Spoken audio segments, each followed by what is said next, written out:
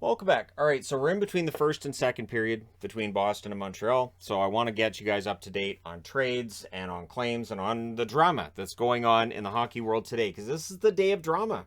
The deadline's done. Did your team do enough? Did they not do enough? Did they do too much? Did they not do anything? So on this day, Aiden Hreschuk has become a member of the Columbus Blue Jackets. His rights were traded there in the three-way deal for Max Domi. Max Domi ends up with the Carolina Hurricanes, along with the rights to Tyler Inamoto, going to Florida, because Florida brokers this deal. Basically, Domi became a Panther for like 8 seconds, and 50% of his contract is kept by Florida, along with a 2022 sixth-round pick from Toronto. So that's here, thanks, and the rights to Igor Korshkov. So Florida gets a couple of assets just for taking on half of Domi's money, so that's kind of a win for them. I like what Carolina does here in that they do get the rights to Domi. It's a rental. But Carolina, we've seen reclamation projects with them. We've seen players go there who bounced around and they just fit in Carolina. So it's possible it happens with Domi. Maybe they sit down with him and they work out an extension with him. Maybe it won't be a pure rental. But it's going to be curious to see. So I'm wearing Carolina because, yeah, I kind of like what they did. Today as well, while we're at it, the 8-year deal of Jesperi Kotkaniemi becomes official. So 8 years, $4.82 million per season for him. People will complain that that's too much money. There's risk to it, sure. It's an 8-year deal, though. If he becomes the player that they envision him to be, and they are bringing him along slowly, some would argue too slowly, but they're bringing him along slowly. But if he gets there, that deal becomes a bargain. Victor Rask was traded as well today. He was traded out by Minnesota for the famous future considerations, which Nashville said they'd like to thank for his yeoman service. All right, how many people are named future considerations? Anyways, so futures get traded to Minnesota. They also retain $2 million of the cost on Victor Rask. So Rask isn't nearly as expensive to Seattle. Seattle also went out on the waiver wire and claimed Derek Pouliot from the Vegas Golden Knights. So Vegas, sign him, bring him in for a couple of games, waive him, and he's gone. So poof. Pouliot's going to Seattle. Seattle, of course, with Rask and Pouliot, they're going to be looking to just make sure they play out the rest of the season, and they got some NHL level players, some guys who can play, and then, of course, going into next year, it could be a whole different roster for Seattle, who picked up a bunch of draft picks today. And notice they didn't give anything up to pick up Rask. So, again, Seattle losing some players. They called up Cole in today, too, so some of the younger players are going to get another look from Seattle. And then Evgeny Dadonov does get traded to Anaheim. That was kind of a, nope, it's not happening. Wait, yes, it is. We don't know if it got in time. It did. And that's along with a second-round pick in either 2023 or 2024. Along with basically the idea that now Vegas could be under the cap bringing somebody off of injured reserve. But Dadonov's cost won't make up for the Mark Stone contract. So Stone won't be coming off of LTIR. It could signal that Martinez is going to come off of it. Going the other way are the contracts of John Moore, who I don't think is going to play a game in Vegas, as well as Ryan Kessler's contract, who we know will not be back in the NHL. Basically, this is just trading off that contract. So Vegas puts them on LTIR. That gives them some relief, and then they can play with a bigger roster. So we'll see whether or not they've finagled enough with this in order to bring Stone out. I don't think so. I think Stone will have to wait till the playoffs. And then you can have the question of whether or not the Vegas Golden Knights are going to make the playoffs. Like, Dadonov's been good for them lately, and so him going to Anaheim, I think, hurts them. And so, yeah, it's one of those moves that I look at and I say, yeah, so Vegas is dealing with things under the salary cap well enough, but what about the team on the ice? How is the team on the ice going to look, and how about the chemistry and the fact there's always new guys coming and other guys going? And yeah, Vegas is strange that way.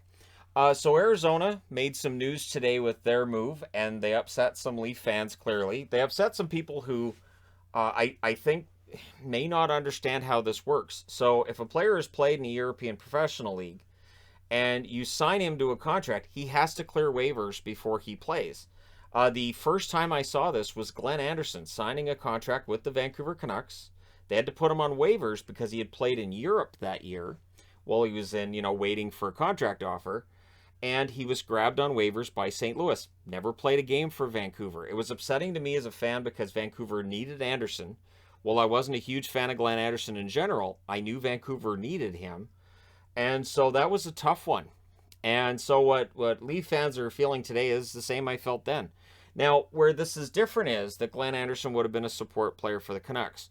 What Toronto did yesterday was they signed Harry Sateri, a Finnish goaltender who's been very good in the KHL. And clearly the idea was they were going to bring him into the NHL and play him. And this is a team that desperately needs to figure out their goaltending. So they've waived Mrazek, which has to hurt his self-confidence. And his stats were already not quite where you want them to be. Now, he didn't get claimed, so that allows them to bring in Giordano and not have to worry about the cap implications.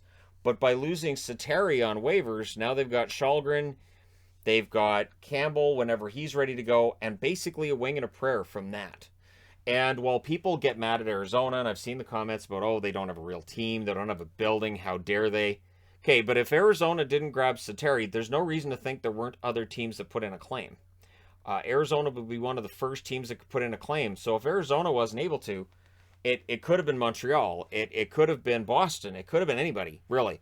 It could have been a team that just said, we're below Toronto in the state. We're just going to take them. We're just going to take them. So there's no reason to think Arizona was the only team to put in a claim, just that they were the one that get the first dibs on them. And the other problem I have with this is that the Toronto Maple Leafs very recently said they didn't have a goaltending issue. They were happy with their goaltending. And now it's clear they're not happy with their goaltending. This has come out, and whether it's from Kyle Davidson, whether it's from an agent for a player that heard about the Marc-Andre Fleury stuff, whatever it is, it's clear Toronto's not satisfied with or comfortable with their goaltending, and I don't blame Arizona for that. I look at the general manager in Toronto and I say, this is one of those things where he's got to have this figured out. Toronto's got everything they need to be a contender. But I don't look at them and say, you know what, if they're against Bobrovsky in the playoffs, if they're against Vasilevsky in the playoffs, they've got a really good shot because. And I that's the thing. I don't see them having a goalie that can best Vasilevsky. And if Bobrovsky's on his game, I don't think they have a goalie that can best him either.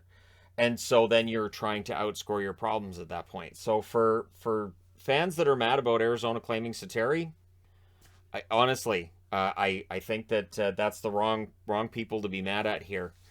This is a rule that's been in existence for well over 20 years in the NHL. I mean, I think it was 96 was when the Canucks, 95, no, it was 95, I think the Canucks signed Glenn Anderson. So that's almost 30 years ago. So this is not a brand new rule. This is an old rule. I understand it doesn't happen very often, but it happened here.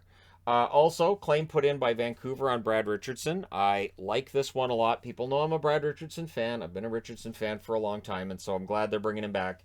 As soon as he was picked up on waivers, we knew that meant Tyler Mott was gone. But we knew that anyways because contract talks had stalled, and the Canucks didn't want to be in a situation where they were going to lose him for nothing. So I know people were underwhelmed by the return on Mott. That's just the market, and that's the way it is right now. Lizotte ends up signing a contract with the LA Kings, so he gets a 2-year contract at $1.675 million per. Big fan of Lizotte's game. I think he's a good player. Of course, I mentioned the Kotkaniemi, 8-year, $4.82 million per season. And for Ranger fans, hey, Capo Caco, they're targeting early April as a return date. That's what Drury's saying is the return date is probably around early April for Caco. So be good to see him back in the lineup for the New York Rangers. See how things go for them down the stretch. Having him back would be great, along with the other new players they picked up today. And yeah, so there you go. I think we're all caught up. Let me know your thoughts regarding any of these topics in the conversation below. Don't forget to hit like and subscribe if you're browsing your way through. You just happened upon this video. Thank you guys so much for watching, for all your support. And again, remember, what happened with Sateri, I really think would have happened to the Bruins if they tried to sign Krejci. I really think a team somewhere would have said, no, Boston's not getting him, we'll take him.